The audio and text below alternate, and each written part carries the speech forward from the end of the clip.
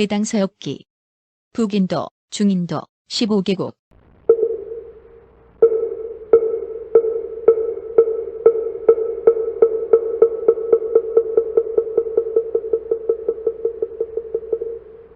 일. 칡가국. 칡가국의 둘레는 만열리이며 동쪽으로는 비파사하에 의거해 있고 서쪽으로는 신도하에 접해 있다. 나라의 큰 도성의 둘레는 20여 리이며 매벼가 잘 자라고 보리가 많이 나며 금은과 유석, 구리와 쇠가 난다. 기후는 매우 덥고 거센 회오리 바람이 많이 분다. 풍속은 거칠고 난폭하며 말씨는 천박하고 무례하다. 옷은 교사야에, 조하에 등으로 불리는 순백색의 옷을 입는다. 부처님의 법을 믿는 자는 적고 많은 이들이 천신을 섬긴다. 가람은 10곳 있지만 천사는 수백 곳이 있다. 이 나라에는 예로부터 많은 복사가 있어 이것으로 가난한 자들을 구제하는데 약이나 음식을 베풀기도 하는 등 식량이 충분히 갖추어져 있어 나그네들은 불편함이 없다. 큰 성이 서남쪽으로 14 내지 15리를 가다 보면 사갈라 옛 성에 이르게 된다. 담장은 이미 허물어졌지만 기초는 여전히 튼튼하게 남아있다. 둘레는 20여 리이며 그 안에 다시 작은 성을 쌓았는데 둘레가 6, 7리 된다. 그곳에 사는 사람들은 풍요로운데 이곳이 바로 이 나라의 옛 도읍지였다. 수백 년 전에 마히라구라라는 왕이 있었다. 그가 이 성을 통치하면서 인도 여러 나라들의 왕이 되었다. 지혜롭고 재주가 있었으며 성품은 용맹하고 장렬하다. 인근 여러 나라들 가운데 굴복하여 신하가 되지 않는 나라가 없었다. 그는 국사가 잠시 한가해지자 부처님의 법을 배우고자 하여 스님들 가운데 덕이 높은 스님을 천거하도록 하였다. 그러자 여러 생도들은 감히 왕의 명을 따르지 않았다. 이들은 욕심이 졌고 무의를 행하였으며 입신 출세를 원하지 않았던 것이지만 박학하고 고명한 자들 중에는 왕의 위엄을 두려워하는 자도 있었다. 이때 예전에 왕가의 종이었던 자가 있었는데 출가한 지 이미 오래였으며 그의 논리는 청하고 마른 의미가 풍부하고 명민하였으므로 대중들이 함께 그를 천거하고는 왕의 명을 따르기로 하였다. 왕이 말하였다. 내가 부처님의 법을 존경하여 멀리 빼어난 스님을 찾았는데 대중들이 이런 노예를 천거하여 나와 담론하게 하는구나. 무릇 생중이라 하면 현명한 자가 어깨를 나란히 할 만큼 많이 있는 줄 알았다. 그런데 지금에 와서 이것을 보니 어찌 존경할 수 있겠느냐. 그리하여 오인도국의 명을 내려 부처님의 법을 잇는 것은 무조리 멸하게 하였고 승도들을 쫓아내어 더 이상 남아있지 못하게 하였다. 마갈타국의 파라아질다 왕은 부처님의 법을 높이 받들며 백성들을 사랑으로 돌보았다.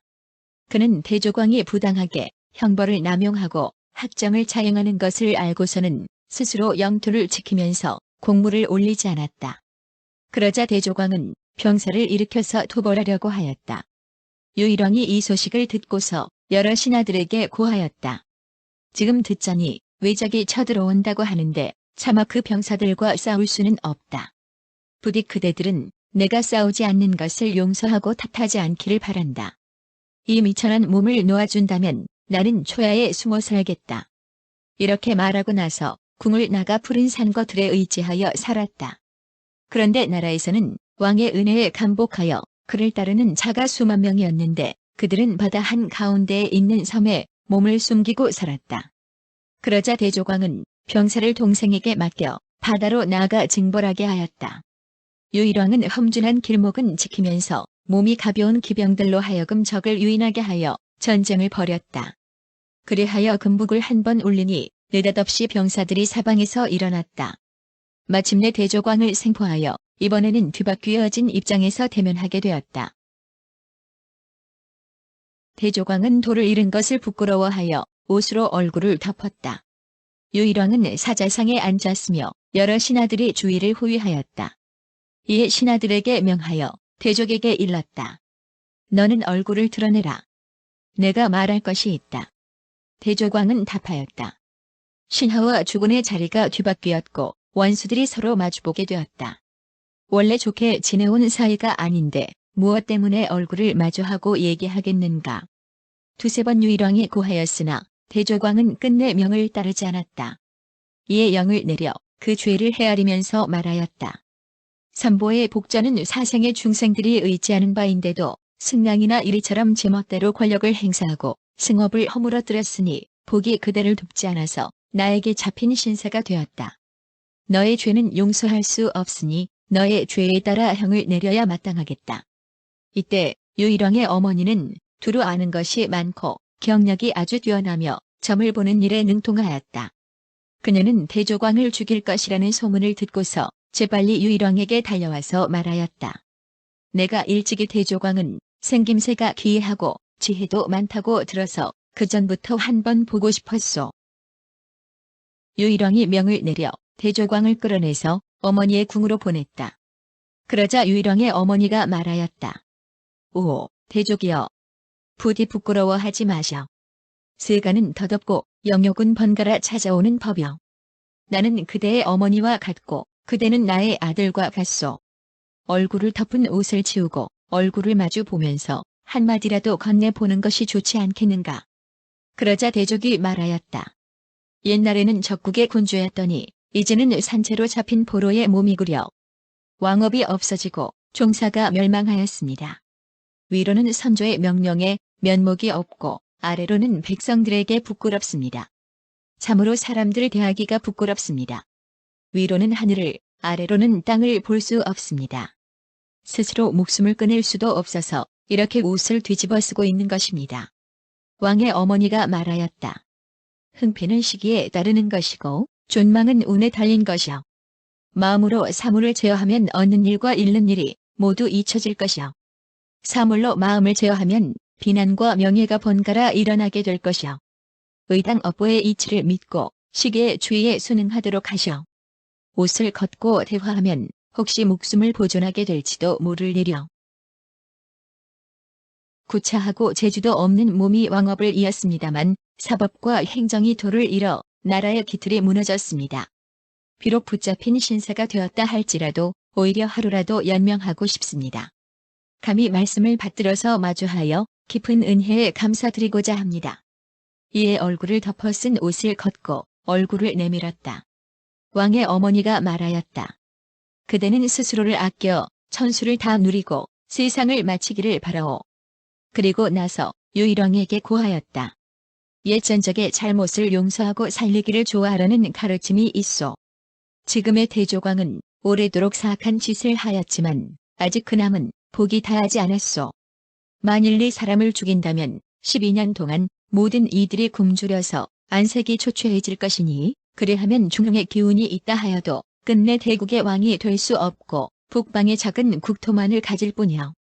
유일왕은 어머니의 명을 받들어 나라를 잃은 군주를 가엾이 여겨 젊은 여자를 아내로 삼게 해주고 특별한 예로서 대하였으며 그의 남은 병사들을 모두 거두어서 호위하도록 하였다. 그런데 미처 바다의 섬을 나가기도 전에 대조광의 동생은 고국으로 돌아가 스스로 왕위에 올랐다. 하는 수 없이 대족은 왕권을 잃고서 산과 들에 숨어 지내다가 북쪽으로 가서 가슴미라국에 투항하였다. 가슴미라 왕은 매우 돈독한 예로 그를 맞아들였으며 나라를 잃은 것을 가엾이 여겨서 토지를 내려주었다. 세월이 흐르자 대족은 그 마을 사람들을 거느리고 가슴미라 왕을 교살한 뒤에 스스로 왕위에 올랐다. 그리고 그 승리의 위력을 몰아서 서쪽으로 진군하여 건타라국을 토벌하였다. 그는 군사와 무기를 숨겨서 마침내 그 나라의 왕을 죽인 뒤 나라의 왕족과 대신들도 모두 주살하여 멸망시켰다. 그리고 탑을 무너뜨리고 무려 1600여 곳의 승가람을 파괴하였다. 죽은 병사 외에도 9억의 사람이 살아있었는데 이들도 모두 죽여 한 명이라도 남겨놓지 않으려 하였다. 그러자 건타라국의 신하들이 모두 나아가 간하였다. 대왕의 위력은 강적들을 겁에 질리게 하였으며 병사들은 싸울 필요조차 없습니다. 구두머리는 주살한다 하여도 백성들이야 무슨 죄가 있습니까? 부디 저희들을 대신 죽여주십시오. 왕이 말하였다. 너희는 불법을 믿고 명복을 높이 숭상하였다. 불과를 이루는 이야기들이 등장하는 본생담을 본떠서 나의 악업을 미래세에 전하려고 하는가? 너희는 자리로 돌아가 다시는 말을 꺼내지 않는 것이 좋으리라. 그리하여 이에 3억에 달하는 명문가의 사람들을 신도하러 끌고 가서 죽였고 3억에 달하는 중류층 사람들을 신도하에 빠뜨려서 죽였으며 3억의 하층민은 병사들에게 나누어 주었다. 이에 그 패망한 나라의 전리품을 가지고 세력을 떨치며 돌아왔다. 그런데 대족은 그 해가 바뀌기도 전에 세상을 떠나고 말았다. 이때 운무가 자욱하게 끼었고 대지가 진동하였으며 폭풍이 사납게 불어댔다. 과위를 증득한 사람들은 가엾게 여기면서 탄식하며 말하였다. 죄 없는 이를 무고하게 죽이고 부처님의 법을 회멸하였으니 죽어서 무간지옥에 떨어져 떠도는 일이 끝이 없으리라. 사갈라의 예성 안에는 가람이 하나 있는데 승도는 100여 명에 달한다. 그들은 모두 소승법을 공부하고 있다.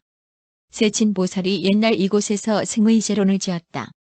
그 옆에 탑이 있는데 높이는 200여 척이다. 과거에 네 분의 부처님께서 이곳에서 법을 설하셨다. 또 네 부처님이 거니시던 곳에 유적지가 있다. 가람의 서북쪽으로 5-6리 가면 탑이 있는데 높이는 200여 척이며 무왕이 세운 것이다.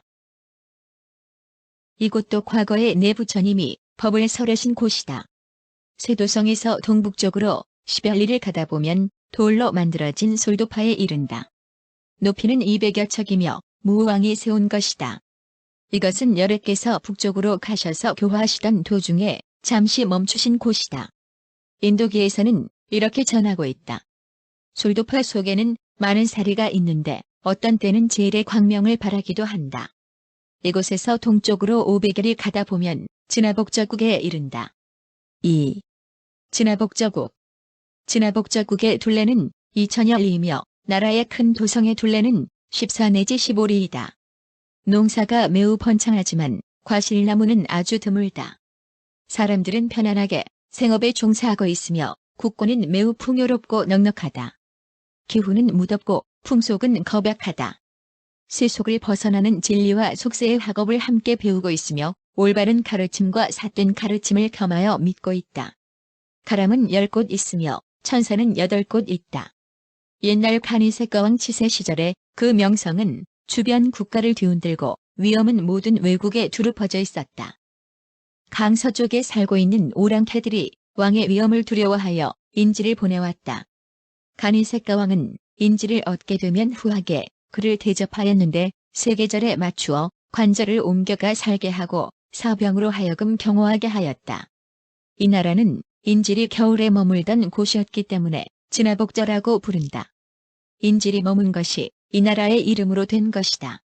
본래 이 국토에서부터 여러 인도에 이르기까지 배와 복숭아가 없었다. 그런데 인질이 그 종자를 가져와 심었으므로 복숭아를 진화이라고 하고 배를 진화라 사불달라라고 부른다.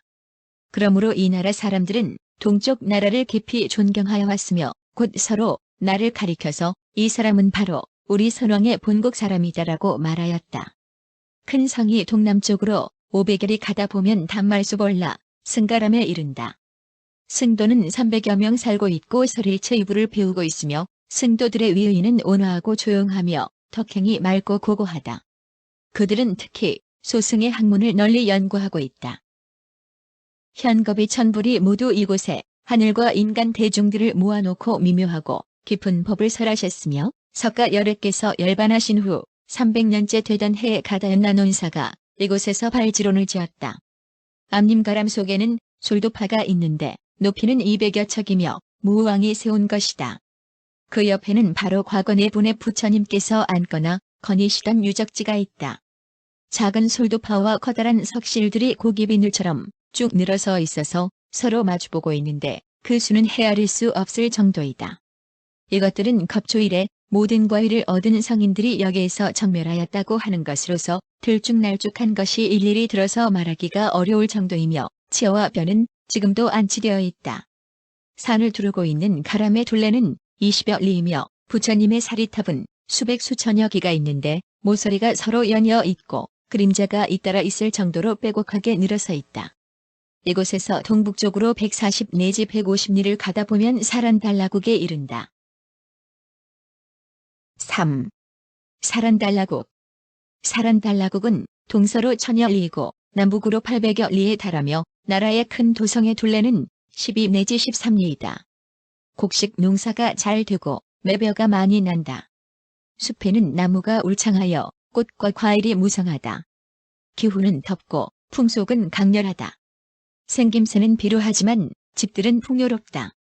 가람은 50여 곳 있으며 승도의 수는 2천여 명 있는데 대소승을 전문적으로 익히고 배우고 있다. 천사가 3곳 있으며 외도는 500여 명 있는데 이들은 모두 죄를 몸에 바르는 외도들이다. 이 나라 선왕은 외도를 숭상하고 있었는데 그 후에 아라한을 만나 법을 듣고 진리를 믿고 깨치게 되었다. 그러자 중인도의 왕이 그의 신앙의 돈독함을 인정하고서 오인도국의 삼보에 관계되는 일을 감독하게 하였다. 그는 편을 가른다거나 누구를 총애하고 미워하는 일 없이 승도들을 감독하여 교율을 바로잡았고 선과 악을 세심하게 밝혀내었다. 도와 덕이 뛰어나 명성이 높은 자는 진심으로 우러르고 존경하였으며 계행에 어긋나고 범하는 자는 무거운 벌을 내렸다. 또한 부처님의 자취가 있는 곳에는 모두 다 표식을 해두어 솔도파를 세우거나 승가람을 지었으니 인도의 경계 안에 두루 그의 손길이 닿지 않은 곳이 없었다. 이곳에서 동북쪽으로 향하여 험한 고개를 넘고 깊은 계곡을 지나 위태로운 길을 지나서 700여 리를 가다 보면 굴로다국에 이르게 된다. 4. 굴로다국. 굴로다국의 둘레는 3천여 리이며 산이 사방으로 에워싸고 있다. 나라의 큰 도성의 둘레는 14 내지 15리이며 토지는 비옥하고 때맞추어 곡식을 파종한다. 꽃과 열매가 무성하고 초목이 우거졌다. 설산에 인접해 있어 진귀한 약초가 많이 나며 금은과 적동과 화주, 우석이 난다. 기후는 점점 추워지고 눈과 서리가 조금 내린다. 사람들의 생김새는 추하고 목에 혹이 있는 데다가 달이 또한 부어있다. 성품은 강인하고 용맹하며 용기 있는 자를 숭상한다. 가람은 20여 곳 있으며 승도는 1000여 명 있다. 대부분 대승을 배우고 있고 소수의 사람들이 각 부파들의 사상을 익히고 있다. 천사는 15곳이 있고 이도들이 뒤섞여 살고 있다. 큰 바위와 산마루에 의거하여 석실들이 서로 간격을 두어 자리 잡고 있는데 어떤 곳은 아라한이 살았던 곳이고 어떤 곳은 선인이 머물렀던 곳이다. 나라 안에 있는 솔도파는 무왕이 세운 것이다. 옛날 여래께서 일찍이 이 나라에 오셔서 널리 법을 설하여 사람들을 제도하셨다고 유적에 이렇게 기록되어 있다. 이곳에서 북쪽 길을 따라서 1800 내지 1900리의 길을 가는데 길은 험하고 산과 계곡을 넘어야 한다. 그러면 나코라국에 이른다. 여기서 북으로 2000여 리를 가는데 험난한 길을 지나서 찬바람을 이겨내고 눈이 날리는 길을 지나면 말라서국에 이른다. 굴로다국으로부터 남쪽으로 700여리 가다 보면 큰 산을 넘고 큰 강을 지나 설다도로국에 이른다.